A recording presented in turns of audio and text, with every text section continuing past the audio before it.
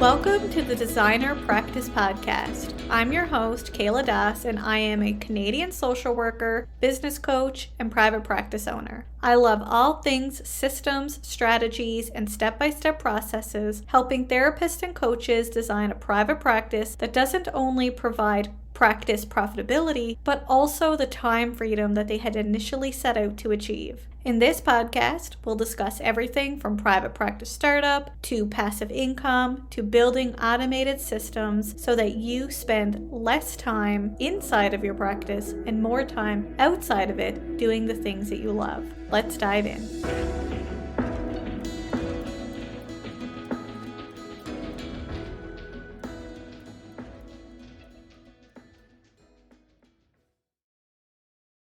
Welcome back to the Designer Practice Podcast, and I'm your host, Kayla Das. Have money mindset issues held you back from starting, growing, or even scaling your private practice? The first step in moving forward to grow a successful practice and to break outside the proverbial box is to manage and overcome money fears and doubts. And that's because these fears and doubts often lead to avoidance or procrastination when it comes to practice growth opportunities. In today's episode, Nancy Diaz, therapist and owner of Global Citizen Therapy, will share strategies to manage and overcome money mindset blocks that she has learned through her own practice journey. Hi, Nancy. Welcome to the show. I'm so glad to have you here today. Thank you so much for having me. How are you? Good. Before we dive into today's episode, please introduce yourself, where you're from, also where you are as well, because I know you're from somewhere else than where you currently are located, and tell us a little bit about your own practice journey. Yeah, of course. So I'm Nancy Diaz. I am a trauma-informed therapist, a speaker, and the host of the Global Citizen Therapy podcast. I specialize in working with women of color who are daughters of immigrants, and I help them heal from trauma and break generational cycles. I shout about all things trauma, including money trauma, racial trauma, generational trauma, historical trauma, and just how those types of traumas impact our daily behavior, our current relationships, and even our relationship with money. Fabulous. And where are you from? So I am originally from the US and my parents are from Mexico. I'm the proud daughter of Mexican immigrant parents, and I am now an immigrant myself. I migrated to Australia in 2018. So I've been here for 5 years and loving it.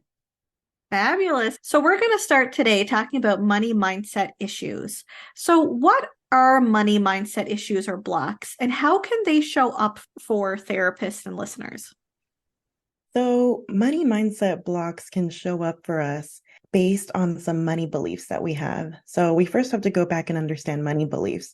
So, money beliefs and money scripts are very similar because they're the things that we are told from a young age, usually by our parents, by our caretakers, messages that we've received in society. These become our internal beliefs around money, and they become what shapes our worldviews when it comes to money and definitely impacts our relationship with money that we have as well. So money blocks, there's all types of different money blocks. And I actually have an episode on my podcast where I talk specifically about the different money blocks, but they can show up as different things, not just overspending, but also being too careful with money, being too frugal. So there's lots of different types of money blocks. And for me, it's been a bit of both, actually. So if you actually look at your parents' money stories, their own money beliefs, and those that have been passed down to you, for example, my mom is definitely on the too frugal money block kind of spectrum. My dad is definitely not as careful with money and likes to spend a lot, and oftentimes will take it too far in that direction.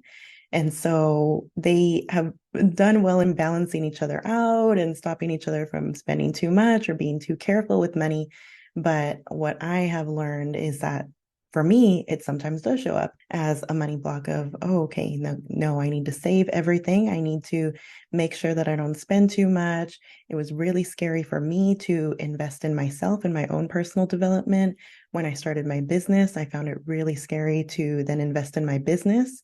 That was something that I never saw modeled in my family. They saw anything that was too risky as something that wasn't worth doing.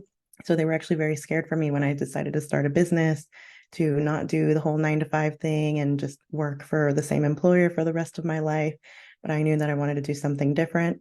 And yeah, then the other one is I sometimes do take it too far. And I've been working on my own money mindset and my own money traumas. And it's a long, hard journey, but it's definitely one that's worth going on. I've definitely seen some mindset shifts over the past 2 or 3 years where I'm like, wow, I never would have been able to do that. And my parents never would have been able to take this big of a risk, invest this much in the business, invest this much in therapy, for example, or coaching, or something that I know has really helped me in my own growth and development, but would be something that they would never think about doing when there's this mentality of that's just a waste of money. We're not going to do that.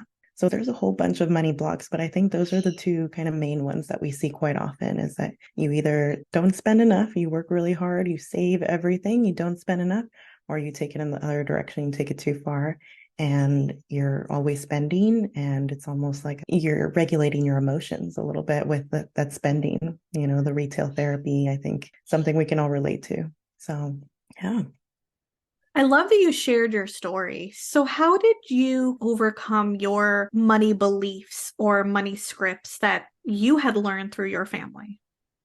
So for me, it was really important to actually do some work with a financial coach who talked quite a bit about money trauma, who was well versed in what money trauma does to us, how it can activate us, how it can prevent us from actually doing the things that we want to do, how that money trauma can then lead to financial anxiety, because I still to this day struggle with that. It's definitely a lot less, but I remember during the pandemic when I was out of a job and all of a sudden needing to start this business out of survival, because I said, well, how am I going to make money? We're in this lockdown. I can't do my regular job. Okay, I think this might be the time to start my own practice. And I was scared. And I remember that it showed up in the body with the financial anxiety showing up in my chest and difficulty breathing. And I would have to do the breathing exercises that luckily, as a therapist, I knew that breathing exercises would help with the anxiety. But it was so bad that I was like, okay, I have to do this multiple times a day just to regulate myself. And now, when I do my daily gratitude meditation, which is another nice habit that I got into during the pandemic and have kept it even afterwards, now when it says be thankful for your lungs, for your chest, and I just think about that. Like I think about how far I've come, that now it's very rare that I have difficulty breathing or my heart rate is just out of control. I don't have that anymore. When it doesn't matter, like sometimes I do. I think all therapists have those months where we call it the ebb and flow, right? I'm honestly a little bit tired of hearing the ebb and flow, because I think no, there are ways that we can avoid that ebb and flow, which is definitely one thing that I've learned from working with the financial coach, besides just thinking about money trauma, financial anxiety, how it's showing up for me. But I learned some practical things that I could do to help ease that so that I wouldn't worry when there were some low income months, because I had other income streams. So there was a lot. I think there was inner work, money mindset work, but then there was also practical things that she taught me of, okay, yeah, just because you're a therapist and you've been trained in grad school to just exchange time for money and just do one-on-one sessions, and even to charge sliding scale rates and accept insurance, even if they don't reimburse your full rate. She said, you don't have to do that. You have these amazing transferable skills and you can definitely do other things. And so she taught me to, yeah, diversify that income stream. And now I love teaching other therapists about that too, because I see that there are some people that are doing this amazing work of helping other therapists, but I still think there's not enough. Most therapists that I know still are stuck in that burned out rat race of just trying to see as many clients as possible, oftentimes at pretty low rates. And it's not really a service to anyone. Our clients are not getting the quality care that they deserve. And oftentimes it's actually harmful. One thing that my financial coach taught me that I will share because it helped me so much. She's a woman of color herself. She's actually an immigrant and daughter of immigrants herself as well. So it was really powerful to hear this from her. She actually told me, she said, just because you specialize in working with women of color doesn't mean that you have to have low rates.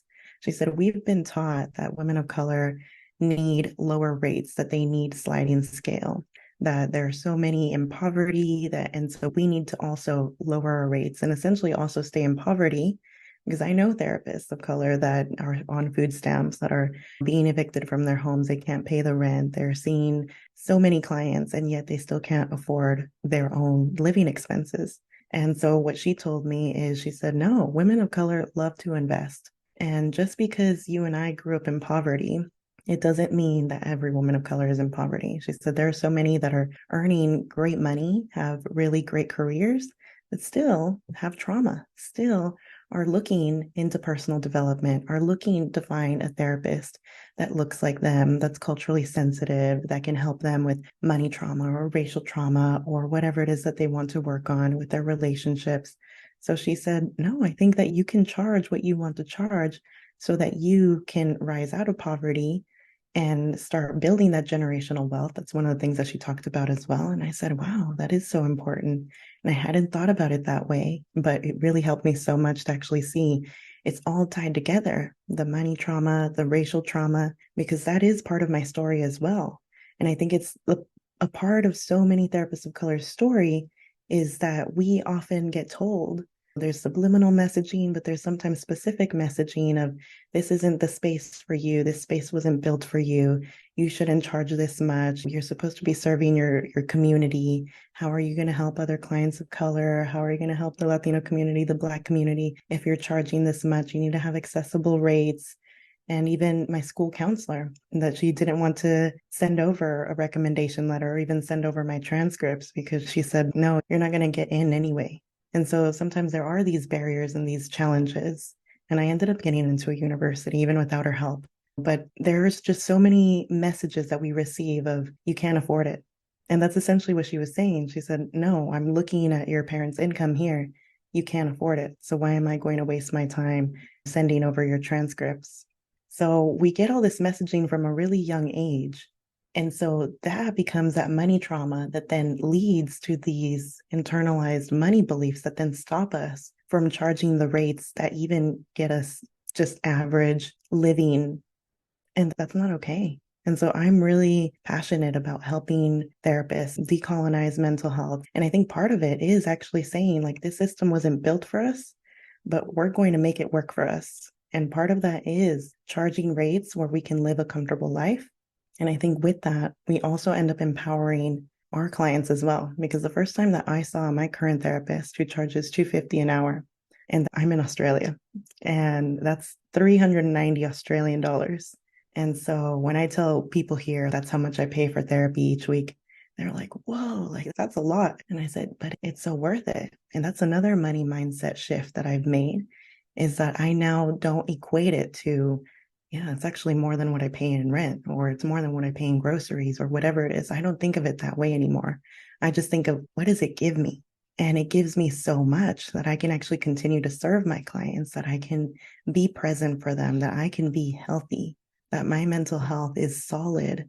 And without it, I know that it starts to deteriorate, that I start to feel burned out, that I start to feel the overwhelm of holding space for my clients, holding space for everything that's going on in my own life and not having that support. So there's a lot there.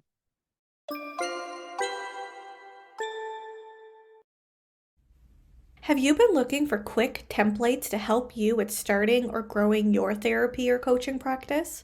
Whether you're looking for practice startup forms, branding kits, a consultation script, or a step-by-step process for writing effective therapist directory profiles, I have you covered. Instead of starting from scratch, check out my designer practice digital template shop on Etsy to find templates that best fit your practice needs. If you're not yet in the market for purchasing digital templates, follow my shop on Etsy so you don't miss a thing. Head on over to the Designer Practice Digital Template Shop at designerpractice.etsy.com. That's designerpractice.etsy.com. Now back to the show.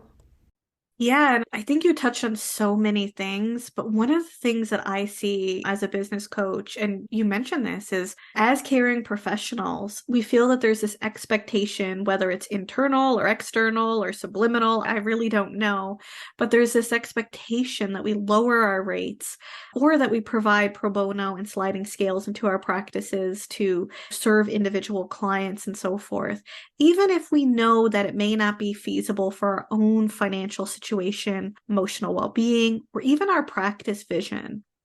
Kind of moving this conversation forward, do you have any advice or tips for any listeners who might be struggling in their practices with money mindset blocks or money trauma? Yeah, and I think a big part of that is actually the guilt that we feel when we do want to raise our fees. And that's actually why a couple months ago I decided to give back by offering a free workshop, and I called it How to Raise Your Private Practice Fees with Confidence.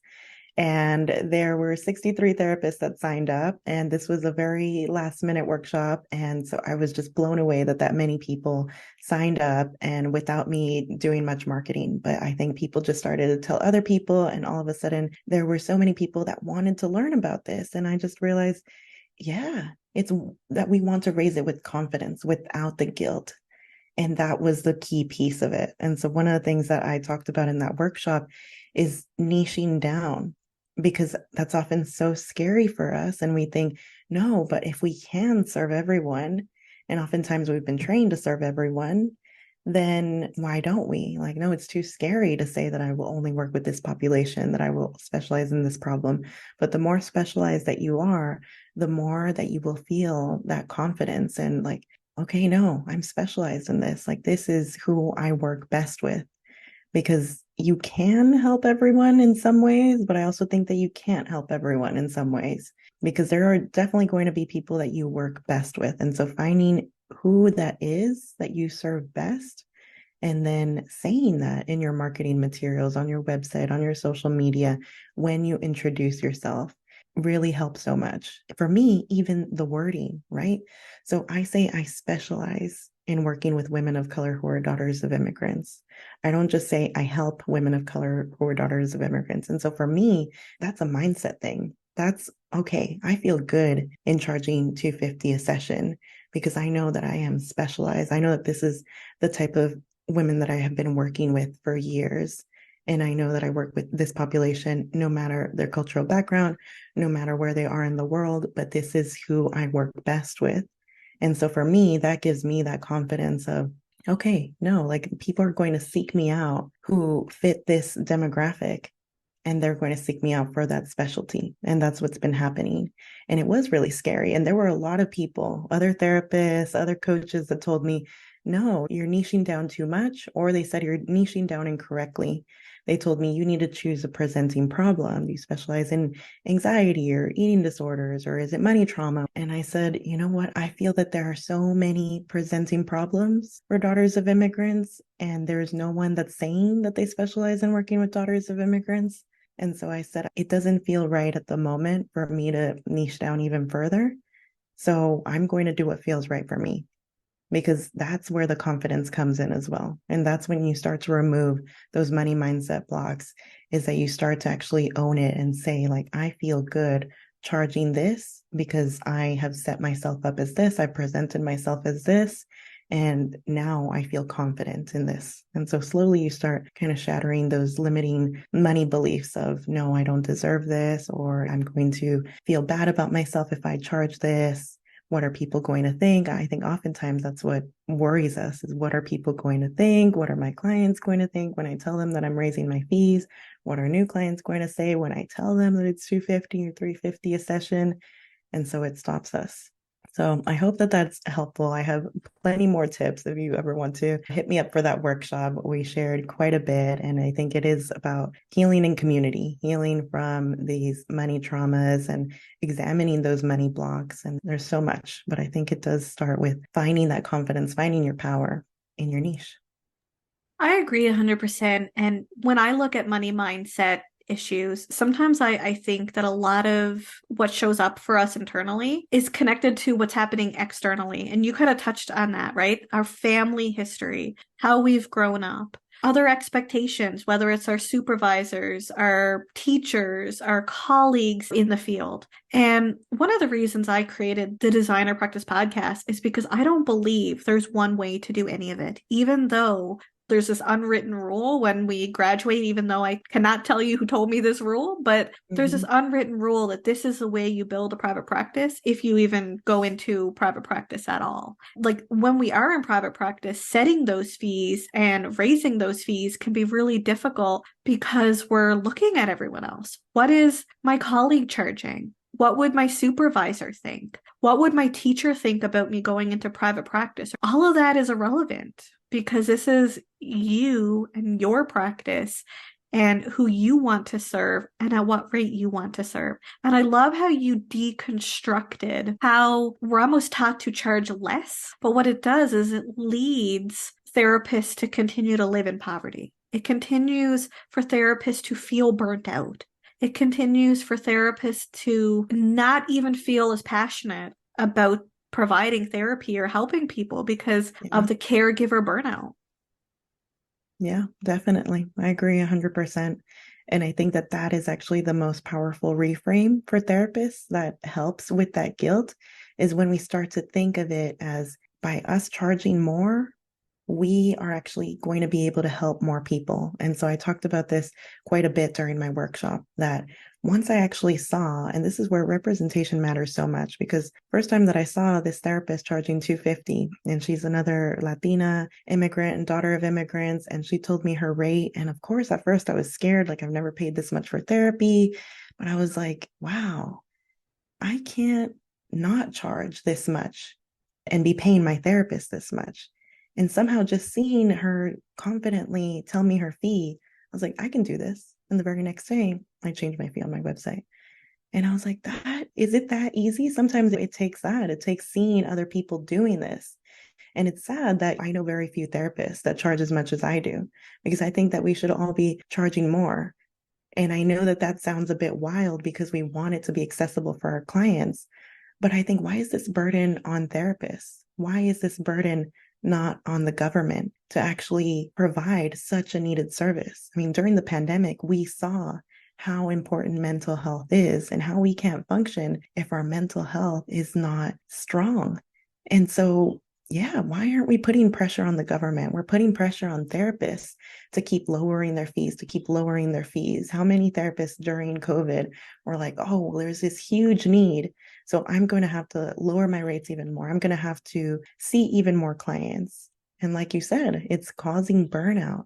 It's causing us to leave the field in droves. And the third thing that I talk about too is we don't want to burn out and leave the field. I want therapists to stay in the field. We work so hard to get to this point. And oftentimes we do it because we love this type of work. I think a lot of us are in this type of work for the right reasons. We want to help people. But oftentimes when we're so burned out, we just can't even see that anymore. And so when we start to actually charge more, and this is one thing that even for therapists of color, when you actually start to see is raising your fees as something that will empower your clients and you can be that example for them, maybe even that motivation for them to start earning more, to ask for that promotion, that raise, to maybe leave their job and start that business that they know will be successful.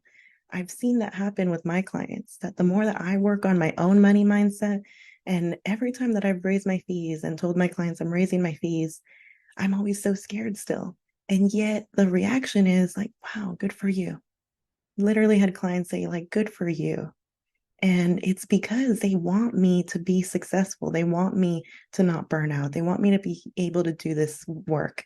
But I think oftentimes we're just so scared. And I think all of us have had that one client that's not reacted so well or who's said something about like, oh, but it's so expensive or something. And I've even had friends sometimes say like that a workshop or that's something I'm doing, like, oh, that's a bit expensive. And we don't even think about what that actually does to our entrepreneur friends when we say something like that to them. Because I think before I became an entrepreneur, I would say things like that all the time to business owners, like, no, that's too expensive. I can find it cheaper somewhere else. And what we're doing is we're making sure that they still have that money mindset block, that they are still thinking, okay, I'm not worthy of charging this much. I'm going to lower my rate. And so we have to really even think about the way that we talk to each other, because I see a lot of shaming and blaming from one therapist to another when we start to charge more. Or, for example, I shared in a Facebook group that I started charging for initial consultation calls. And I think it makes sense. There were a lot of no-shows. As soon as I started charging, I started seeing that I actually had more people book consultation calls. They all of a sudden started seeing the value in my services. And there were definitely less no-shows and late cancellations. And there were more people likely to fit my niche and be my ideal client, and they were more likely to actually book in for a full session after that. And I just realized, like, wow. And so I thought I'd share with the Facebook group, but right away there was some shaming and blaming. There were some people that were happy for me and thought that this was a very interesting observation, and they thought they might try it as well. But there were a lot of people that were like, oh, but that's unethical. How can you charge? And even when we raise our fees, like, oh, that's unethical. How can you charge so much? You need to be accessible and affordable. So there's a lot there. And I think that when we are shaming or saying these statements to other therapists, it really is a reflection of our own money mindset. And I think the other piece too is that sometimes we hide behind ethics. And I don't really know if sometimes we really truly understand our own ethical requirements or code of conduct, because I see that a lot in Facebook groups or in conversations with therapists of, is this ethical? Or that's not ethical.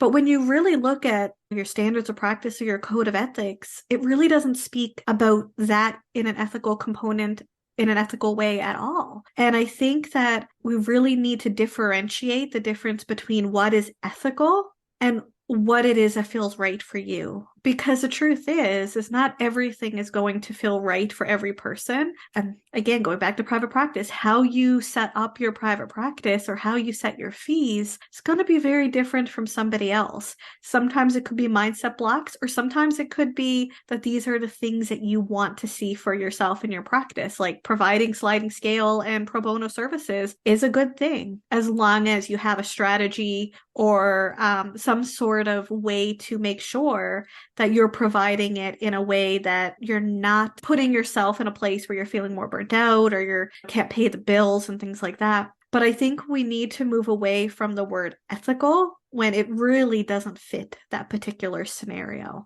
right? There's a difference between ethical and what you believe to be right. Definitely. So when we chatted offline, you mentioned that brain spotting can help those who have experienced money trauma. Can you explain, one, what money trauma is? We've talked about it a little bit, but also two, how brain spotting can help manage money mindset blocks and money trauma. So money trauma can look like something that has happened to us. It could look like you were in a financially abusive relationship, for example. It could look like you lost your job, lost housing. So it could be something that happened to you. But we can also talk about generational trauma while we're talking about money trauma. And we can look at how our parents grew up. Did they grow up in poverty? Did they grow up with housing insecurity? Were they on food stamps or some kind of government assistance? And did that trauma get passed down to us? Do we store that in our bodies? Because as we know, trauma is stored in our bodies. And so there is only so much that we can do in traditional talk therapy, especially when it relates to childhood trauma. We know that there are certain things that we cannot remember. And even when something traumatic happens to us as adults, we know that our minds are amazing and they protect us from something that we don't want to remember. And so what we do with brain spotting is that it accesses a different part of the brain. So when we're doing traditional talk therapy and accessing the prefrontal cortex, that's all well and good, but there's only so much that we can access. But with brain spotting, it allows us to access the subcortical region of the brain, oftentimes where the trauma is stored. If you picture it like in a little capsule, and sometimes we can't access certain things. And so with brain spotting, it helps us to safely go there so that we can release that trauma from our bodies. because our trauma shows up in different ways. Sometimes it shows up as memories, sometimes it shows up as something in the body, even chronic pain or just some kind of back pain that even if it's just comes and goes, but we know that when we're extra stressed or we're feeling triggered by some kind of event, then we start to feel that pain or that sensation. So with brain spotting, it's a very gentle type of approach. It actually came from an EMDR therapist who actually noticed when he was working with a client there was something there. There was some kind of block. She was a figure skater. She couldn't land. I think it was a triple loop. And he thought, like, there might be some trauma, something that's blocking her from doing this. And he realized that with EMDR, it's about the eye movement, right? But he realized that there was a particular spot that she kind of kept going to. And I think she was the one who finally said, can we stop there? And she just wanted to keep her gaze on a particular spot. And he realized that when he said yes, like let's stay there, that all of a sudden she was able to access a different part of the brain and go to a childhood traumatic experience and actually process it there. And after doing some work on that same spot for some time, was actually able to process it enough and eventually land that triple loop. So it was amazing that there was something hidden there, something that she couldn't access. And even EMDR, I think, is so powerful. And I love EMDR. But the difference that I see between EMDR and brain spotting is that brain spotting is quicker, there's less setup involved. And there's just more flexibility in how we can use brain spotting. So I sometimes use it in groups during workshops. I often use it online or in person. You can use it with dogs, with adults, with babies. You can use it in so many different ways. I sometimes use it to help clients regulate if they're, talking really fast, they're highly anxious at the beginning of our session. I might just say, do you want to start our session with 5 minutes? Just 5 minutes of brain spotting. And that just helps them. Same as a meditation would. So sometimes it helps with the grounding.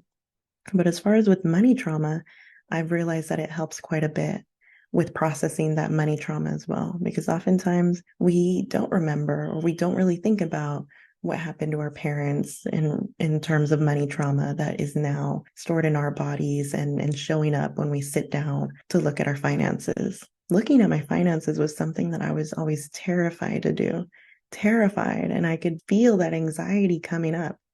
And even when things were good, and I knew that it wasn't going to be something scary to actually open my accounts and look at things. And yet I didn't want to do it. And there was so much avoidance. And so actually working with this financial coach and working with my own therapist and actually examining this money trauma, where does it come from? That's when I finally was like, okay, yeah, it's all related to what my parents have been through, what I've been through. And doing some brain spotting on that has been really helpful as well, because I've actually been able to see, like, okay, yeah, for me, it's in my chest and it shows up, I know, as the breathing. So anytime that I do brain spotting and I bring up money issues, financial anxiety, it goes back to the money trauma. And right away, I notice activation in my chest. So brain spotting is about lowering that activation level. And so it is very gentle. So when we start brain spotting, we usually check in with the client and say, what is that activation level like when you think about that issue on a scale of 1 to 10? And the goal is actually to have lowered the activation level. And it's so interesting that usually it does lower. And even if we're talking about something really heavy, something really traumatic, it's interesting that it will at least lower from a 7 to maybe a 5. Sometimes I'm just amazed that a client will just find that peace or that gratitude, or they'll find that resourcefulness, that resilience within them. And they'll say, wow, yeah, I've been through so much. And sometimes it's just acknowledging that our bodies are holding so much trauma, so much pain, so much suffering, and just validating that. And so sometimes, yeah, we are able to lower that activation level. So it can be helpful with so many different issues. I've used it for so many different things. I host a workshop called Brain Spotting and Racial Trauma.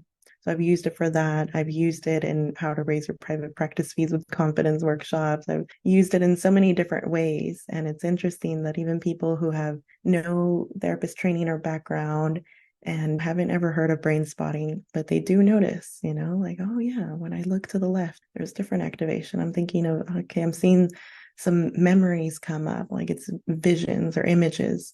When I look to the center, oh, I notice something in my body. Maybe it's in my back or my chest, but I notice something. When I look to the right, it could be totally different, or it could be like that. No, there's nothing there. It's blank. And so just actually tuning into your body, I think is really important. So we can slowly start to realize, okay, yeah, there's trauma there, there's something there. Stay there, process it in a safe manner so that we can hopefully move past that. And there's not so much financial anxiety. Are you looking for affordable therapy training courses? Then you'll love PESI Courses. PESI is a nonprofit organization that aims to provide affordable training for healthcare professionals. Because I'm a true fan of PESI Courses, PESI and I have partnered to offer an exclusive discount to you on select therapist-related courses, which includes but not limited to courses in DBT, EMDR, trauma, and even clinical supervision. To check out PESI courses today and to receive your exclusive discount, head to kayladas.com/PESI. That's kayladas.com/PESI, or you can simply scroll down to the show notes and click on the link. Now back to our episode. That's fabulous that you shared some of these things with us, because even going back to kind of money mindset issues, showing that some of the therapeutic approaches that we use can actually be used to help support us through some of these business blocks or money blocks. Because I think as therapists, we don't always connect the money mindset blocks to money trauma. This is really important for us to understand. Do you have any additional advice, insights, or tips for listeners who might be struggling with money mindset blocks or money trauma that have been preventing them from moving forward to a specific stage in their practice growth?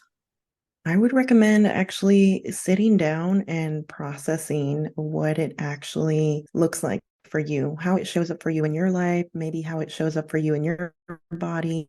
I gave a very specific example for myself that it shows up with difficulty breathing, but actually taking some time to look at, okay, does this show up for me? How does financial anxiety show up for me? Is it avoidance with looking at finances? Is it in my chest? Is it actually that I start to notice some back pain as soon as I sit down and look at my finances? How does it show up in your body? How does it show up in your relationships? Have you ever ended relationships with friends, with family members, or kept your distance because of some argument or fight over money? I think that's very common as well. And oftentimes it is that our money trauma or financial anxiety comes up when all of a sudden there's some discussion, some debate, even some injustice around money. For example, right now I'm fighting with my landlord over a hot water issue that they don't want to fix. And so I know that that's bringing up a lot for me, because I just think, well, I'm paying so much in rent and I don't even have hot water all the time. And I know that I've experienced injustice in the past in my own life. My parents have, and definitely related to money sometimes. So I know that, okay, that it makes sense that I'm getting activated again. So actually looking at it, connecting the dots from a cognitive level. But then if you do examine something with your body, maybe experimenting with some somatic approach like brain spotting, trying to process it that way. So working with a therapist, working with a financial coach. I think oftentimes there's so much going on in our lives that we don't even think about doing this type of work in therapy. And that's the feedback that I've gotten from a lot of people, is that, oh, I never would have thought to bring up money things with my therapist. And I think that even that is interesting, because I think a lot of clients are sometimes uncomfortable to actually tell us that they're struggling financially. And it's kind of a good thing, because if they care about us and they don't want us to feel bad, because I don't know if this has happened to you, but it's happened to me that sometimes I do feel guilty when a client is telling me that they're struggling financially. And my first thought is, oh my God, and here they are paying for therapy when they are struggling to pay their bills and they're stressed. And am I just adding to that stress? And so we start to feel that guilt. And so seeing some of that, working on our own money mindset can help us actually show up in a much better way for our clients, because I think it's apparent which therapists have done that money mindset work and which ones have not. Because I think even if you see a therapist and you start to tell them, like, I'm really struggling with money, I'm stressed, I don't know if I can pay these bills or not, and all they do is kind of nod sympathetically, as in, oh, we're all experiencing this cost of living crisis. Like, this is something that's out of your control. It's out of my control. There's nothing really to do. Then I think that that often means that they haven't done their own work to actually be able to explore with them. Like, okay, like let's talk about money trauma. Let's talk about money blocks. Like, let's do some activities. And I think that I've really been able to help clients in that way when they do bring something like this up, because now I've done my own work and I'm able to help them in that way too. So if it helps to kind of have that reframe of doing your own money mindset work will help you become a better therapist and help you better help your clients. Sometimes I think that we need that kind of reframe because as therapists, we're always kind of putting ourselves on the back burner, putting ourselves last, making sure that we're investing everything in our business and our professional development, and oftentimes our personal development, our personal growth, our own therapy, our own self-care goes all the way to the back burner and stays there for so long. So if you actually think about how related they are, and that if you do your own money mindset work, you can actually help clients. Because yes, it is true. There is a cost of living crisis right now around the world. Everyone is struggling. So odds are you're going to continue to get clients bringing these issues up, and you want to be able to help them with their own financial anxiety without you being triggered and or just being like, oh, okay, well, we're all kind of going through this, because that's not as helpful as you actually doing the work with them or even alongside them. So, Nancy, you've actually talked about your workshop, Brain Spotting and Racial Trauma. Can you share a little bit about this workshop and how it can help listeners if they enroll? Yeah, definitely. I think that racial trauma is one of those topics that is still a bit taboo. Definitely, we didn't learn about it in grad school. And I saw a theme, I think 2 years ago, that almost all of my clients were coming to me talking about microaggressions in the workplace, racism in the workplace, or even outside of the workplace. A lot of them were in interracial relationships or marriages, and they just didn't feel like they had that safe space to really talk about what it really was. It was this racial trauma. And I started to use brain spotting to help them with that. And I saw that it is something so helpful, because oftentimes what we are taught is CBT. And some of us know and some of us don't. So I won't assume. But the problem with using CBT with issues like racism is that we can't tell people to change their thoughts and beliefs about experiencing racism. Like, racism is a systemic issue. And so CBT will do more harm than good when using it with racial trauma or racism or microaggressions. So I felt at a bit of a loss. But once I realized that brain spotting could actually help clients process that trauma that's been stored in their bodies and actually start to find that resource within themselves. Because we talk quite often about generational trauma. We talk about historical trauma, ancestral trauma. We don't often talk about generational strengths or generational wisdom or the resilience that has been passed down from our ancestors, from our grandparents, from our parents, that we can tap into as well. And so what I noticed is that with these workshops, I could actually help therapists to then provide this much needed service to their clients who may be struggling with healing from racial trauma. So tapping into those resources, oftentimes my clients, when they're processing racial trauma and we're in a brain spotting session, they're able to actually picture those ancestors and actually have them hold them, have them provide those words of wisdom that they need to hear, actually look at what is it that they need, what can they provide for them.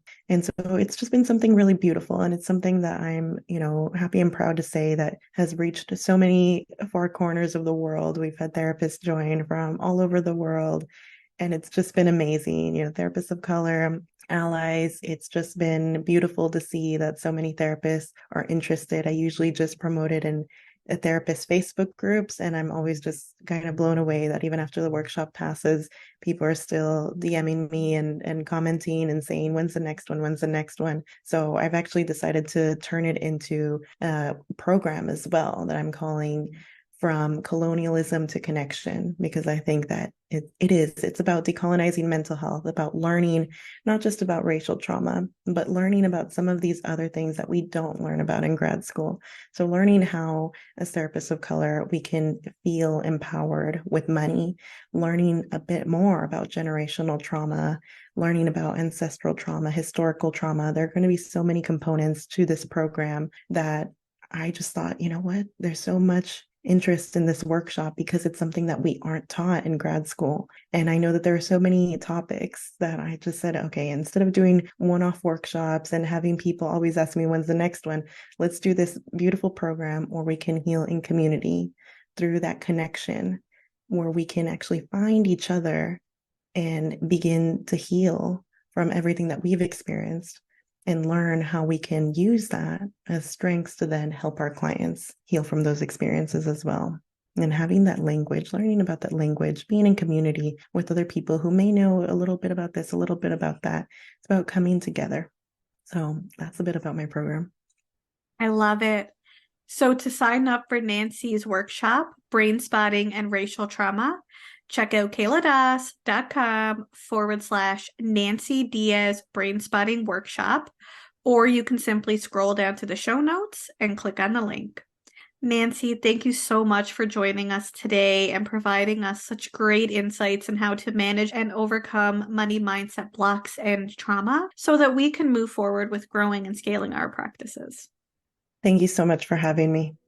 Thank you, everyone, for tuning into today's episode, and I hope you join me again soon on the Designer Practice Podcast. Until next time, bye for now.